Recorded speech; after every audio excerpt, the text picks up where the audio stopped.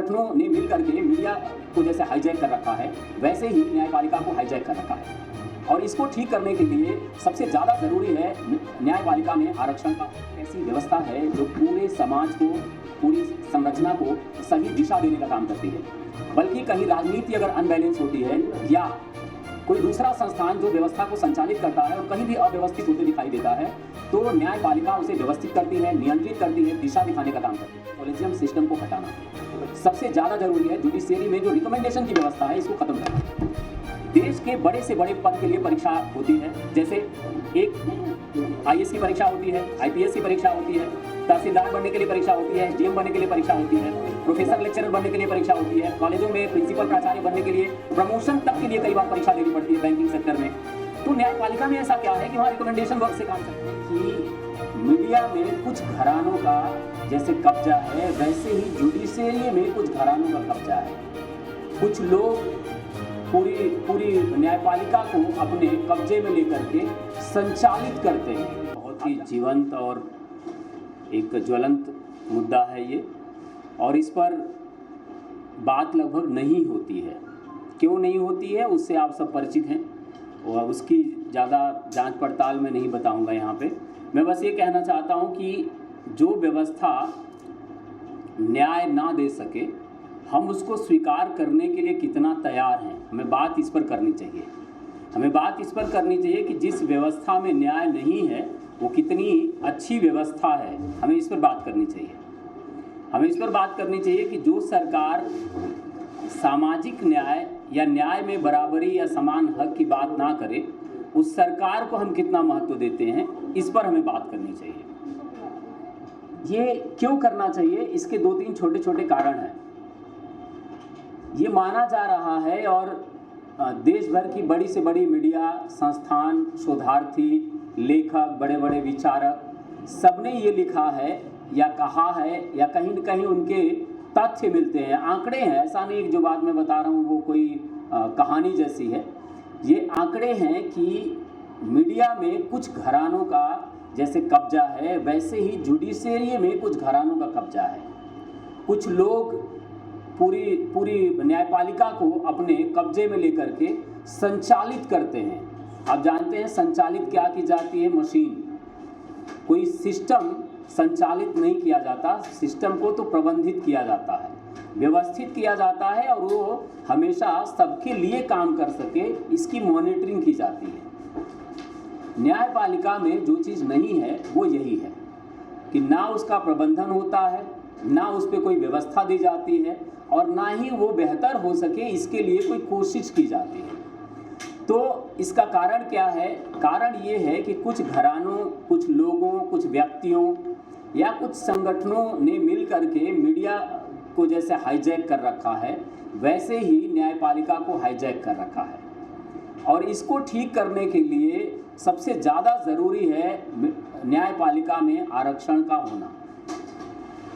देखिए, न्यायपालिका एक ऐसी व्यवस्था है जो पूरे समाज को, पूरी संरचना को सही दिशा देने का काम करती है। बल्कि कहीं राजनीति अगर अनबैलेंस होती है या कोई दूसरा संस्थान जो व्यवस्था को संचालित करता है और कहीं भी अव्यवस्थित होते दिखाई देता है, तो न्यायपालिका उसे व्यवस्थित करती है, नियंत्रित करती है, दिशा दिखाने का काम करती है। लेकिन अगर वही न्यायपालिका बायस्ड हो जाए, पक्षपात करने लगे या कुछ इस तरह के सिद्धांतों पर चलना शुरू कर दे जिससे खास लोगों को लाभ मिले, तो क्या होगा? तो हमें सबसे ज़्यादा इस तरह की समस्याओं की जांच पड़ताल करने की ज़रूरत है कि किस तरह से न्यायपालिका सही काम कर सकती है। तो उसमें सबसे ज़्यादा ज़रूरी है कॉलेजियम सिस्टम को हटाना। सबसे ज़्यादा ज़रूरी है जुडिशियरी में जो रिकमेंडेशन की व्यवस्था है, इसको ख़त्म करना। देश के बड़े से बड़े पद के लिए परीक्षा होती है, जैसे एक आईएएस की परीक्षा होती है, आईपीएस की परीक्षा होती है, तहसीलदार बनने के लिए परीक्षा होती है, एसडीएम बनने के लिए परीक्षा होती है, प्रोफेसर लेक्चरर बनने के लिए परीक्षा होती है, कॉलेजों में प्रिंसिपल प्राचार्य बनने के लिए, प्रमोशन तक के लिए कई बार परीक्षा देनी पड़ती है बैंकिंग सेक्टर में। तो न्यायपालिका में ऐसा क्या है कि वहाँ रिकमेंडेशन से काम चल जाता है। क्या न्याय करने वाले लोग या न्यायपालिका में जो लोग बैठते हैं उनको किसी तरह की योग्यता उनके मापने की ज़रूरत नहीं पड़ती? या वहाँ ऐसे ही लोगों को बिठाया जाता है जिनकी योग्यता मापने की ज़रूरत ही नहीं है, या जिनको जो कहा जाए या जो ठीक लगेगा वो करते रहेंगे? तो आरक्षण जो है इस तरह की समस्याओं में बैलेंस करने का काम करता है। बिल्कुल जो बेसिक एक जो जिला सत्र न्यायालय होता है वहाँ से हम शुरू करें तो राज्य से लेकर के और केंद्र तक जितनी न्यायपालिका के जितने स्तर हैं उन सारे स्तरों पर अगर आप मूल्यांकन करने लगेंगे तो आपको पता चलेगा कि 10% जज भी रिजर्व कैटेगरी के और आरक्षित वर्ग के नहीं आते। क्यों नहीं आते हैं? तो कारण क्या है? छोटी छोटी चीज़ों में कैपिंग की जाती है, जैसे अनुभव, जैसे उनके अलग अलग संस्थानों में किए गए कार्य, फिर जैसे पता चलता है कि उनका अपना जो चरित्र है, ऐसे छोटी छोटी चीज़ों को लगा करके और वो लोग एक मीनार खड़ी करते हैं और उसमें कोई एक नुक्स भी मिल जाए तो उस व्यक्ति को वहाँ से हटा देते हैं। स्टेट में आप सब जानते हैं स्टैंडिंग काउंसिल बनाए जाते हैं, अलग अलग संस्थानों के वकील नियुक्त किए जाते हैं सरकार की तरफ से, और ये सारा अनुभव किसी को जज बनाने में काम आता है। लेकिन जो बहुजन वर्ग के लोग हैं, ना उनके संस्थानों में पैठ है, ना सत्ता प्रतिष्ठानों में पैठ है, ना उनके रिकमेंड करने वाले लोग हैं, ना उनके पास जो है इस तरह की जगहों पर जाने के लिए कोई आर्थिक या बहुत बड़ा संसाधन है। तो ऐसी व्यवस्था में वो क्या करते हैं? ऐसी व्यवस्था में जो चीज़ जहाँ से प्राप्त होती है उसको अपने कैरियर के लिए वो ज़रूरी उपयोग में लाने की कोशिश करते हैं। वो कोशिश ज़्यादातर असफल होती है। क्यों होती है? क्योंकि जिसको हम बैकिंग कहते हैं, जिसको हम सपोर्ट सिस्टम कहते हैं, वो उनके पूरी तरह खिलाफ है। और वो क्या है? रिकमेंडेशन। अगर कहीं पूरी तरह से न्याय के पद की नियुक्ति, पूरी दुनिया के सारे आंकड़े उठा करके देख लीजिए, कहीं आपको ऐसा नहीं मिलेगा कि कोई जिला सत्र या जिला न्यायालय के व्यक्ति को उठा करके कोई हाई कोर्ट, सुप्रीम कोर्ट जैसी जगह पे बिठा दे, इसलिए कि उसका कैरियर बिल्कुल बेदाग है। वो बेदाग बना या बनाया गया ये किसी को नहीं पता है। किस तरह के निर्णय से कहाँ उनको पहुँचाया गया ये कोई नहीं जानता है। तो बहुत छोटी छोटी चीज़ें हैं जो आरक्षण ना लागू होने के कारण या न्यायपालिका में संवैधानिक प्रावधानों के पूरी तरह ना लागू होने के कारण परेशान करती हैं। अब कितनी ताज्जुब की चीज़ है कि न्यायपालिका को जिम्मेदारी दी गई है संवैधानिक या संविधान के नियमों के पालन करवाने की, और न्यायपालिका में जो लोग नियुक्त किए जाते हैं वो खुद ही संविधान के नियमों के अनुसार नहीं आते। तो ये जो विरोधाभास है इसको लेकर के सरकारें चल रही हैं, इसको लेकर के व्यवस्था चल रही है। इसीलिए बार बार मांग उठती है कि न्यायपालिका में जो आरक्षण है वो लागू होना चाहिए, और अगर नहीं लागू किया जाता है तो न्यायपालिका जो है कभी भी ऐसे लोगों के लिए न्याय नहीं दिला सकती जो संसाधन संपन्न नहीं है। एक लेखक ने कहा था कि कोर्ट की ईंट पैसे मांगती है, जिनके पास पैसा नहीं है इसका मतलब उनके साथ न्याय नहीं होगा। तो जो छोटे छोटे ऐसे टूल हैं उनका इस्तेमाल करके सरकारें चाहे जितनी दावा करती हूँ, जितने वादे करती हूँ, जितने व्यवस्थाएं देती हूँ, लेकिन सच्चाई ये है कि वो लोग न्याय के नाम पर जनता को गुमराह कर रहे हैं। मैं ये नहीं कह रहा हूँ कि न्यायपालिका के सारे फैसले इस तरह की चीज़ों के खिलाफ हैं, लेकिन मैं एक दो छोटे छोटे उदाहरण देता हूँ।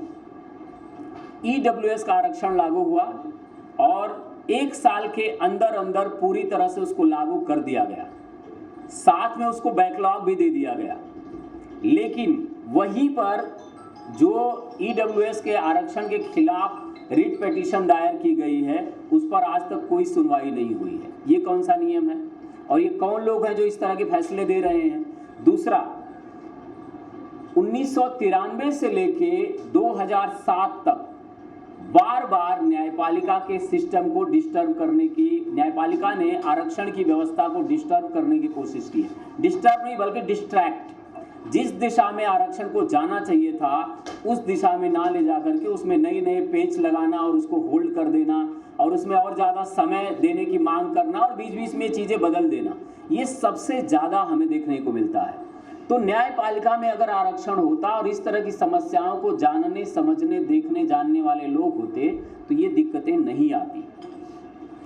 अब एक इसका पहलू है, बीच में सरकार ने, अभी वर्तमान जो सरकार है, इन लोगों ने कॉलेजियम सिस्टम को लेकर के खूब बहस की थी। एक मंत्री जो है पूरे देश में उसको लेकर के जगह जगह मुहिम चलाए, उनको हटा दिया गया, उनकी जगह पे किसी और को ला दिया गया। जो आए उन्होंने आज तक कहीं एक लाइन कॉलेजियम सिस्टम के खिलाफ नहीं बोला है।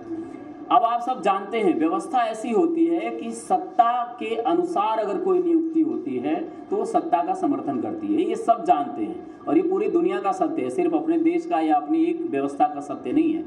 कोई भी नियुक्ति अगर सत्ता के समर्थन या सत्ता के आसपास के लिए होती है तो वो सत्ता का समर्थन करती है, वो सत्ता को संचालित करने में जो बाधाएं आती हैं उनको दूर करने में मदद करती है।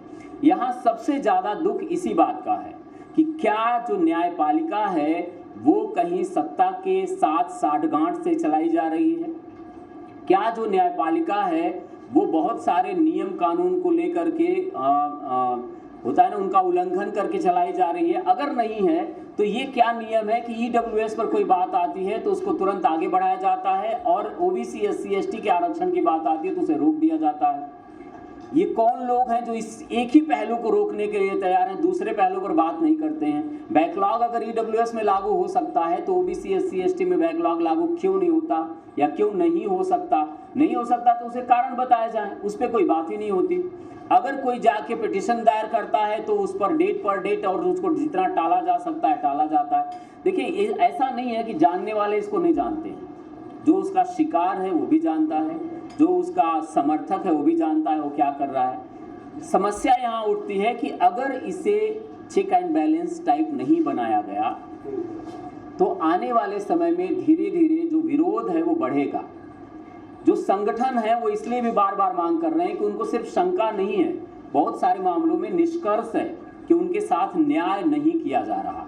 तो जो ये अन्याय की जो प्रक्रिया है, जो न्यायपालिका है वो कहीं न्यायपालिका की तरफ ना बढ़ने लगे, उसके लिए ज़रूरी है कि उसमें रिजर्वेशन लागू किया जाए, हर स्तर पर प्रतिनिधित्व दिया जाए, हर वर्ग हर क्षेत्र के लोगों को प्रतिनिधित्व दिया जाए, खास परिवार, क्योंकि न्यायपालिका कोई किसी की वंश बेली बढ़ाने की व्यवस्था नहीं है, ये देश की न्यायपालिका है, संविधान की सुरक्षा, संविधान के नियम से संचालित होने की व्यवस्था है। तो इसमें हमारी गुजारिश, मांग, निवेदन ये है वर्तमान सरकार से, आने वाली सरकार से, नेताओं से, लोगों से, जनता से कि न्यायपालिका को जितना ज़्यादा और जितना जल्दी हम पारदर्शी बनाएंगे, देश उतना ही ज़्यादा सार्वभौमिक रूप में विकास करेगा, उतना ही ज़्यादा व्यवस्था कायम करने में सहूलियत होगी, उतना ही ज़्यादा ये जो छोटे छोटे विरोध हैं वो घटेंगे। क्योंकि न्यायपालिका अगर पारदर्शी तरीके से काम करेगी तो जितने आज आप देख लीजिए इतने सारे मुकदमे पेंडिंग हैं, लाखों लाख मुकदमे जिला न्यायालयों से लेकर के और सत्र न्यायालयों से लेकर के यहाँ तक पेंडिंग है। ये क्यों पेंडिंग है? अगर जजों की कमी है तो वहाँ नियुक्ति नहीं हो रही है, नियुक्ति क्यों नहीं हो रही है? अगर नियुक्ति नहीं होगी तो जो लोग हैं उन पर बोझ इतना ज़्यादा है कि वो जैसे तैसे चीज़ों को निपटा रहे। तो निवेदन, गुजारिश, सलाह ये सब है, जितने आंदोलन करने वाले लोग हैं, जितने सामाजिक संगठन हैं, जो इस चीज़ के समर्थन में है, जो चाहते हैं कि न्यायपालिका में आरक्षण होना चाहिए, वो सारे लोग इस आवाज़ में आवाज़ मिलाएं, इस आवाज़ को बुलंद करें कि न्यायपालिका में आरक्षण होना चाहिए, जो पद खाली है उन्हें जल्दी से जल्दी भरा जाना चाहिए और इसमें जितनी दुर्व्यवस्थाएं इस तरह की हैं रिकमेंडेशन वाली, उनको दूर करके पारदर्शी प्रक्रिया लागू होनी चाहिए। जैसे परीक्षा, जैसे अनुभव या इस तरह की जो नीतियां हैं जिसमें सिर्फ रिकमेंडेशन चलती है, उन्हें किसी भी हालत में लागू नहीं किया जाना चाहिए। इससे न्यायपालिका की जो पारदर्शिता है वो घट रही है। और मुझे लेटेस्ट अपडेट पाने के लिए हमारे चैनल क्लाउड न्यूज़ को अभी लाइक करें, सब्सक्राइब करें और बेल आइकन दबाना बिल्कुल ना भूलें।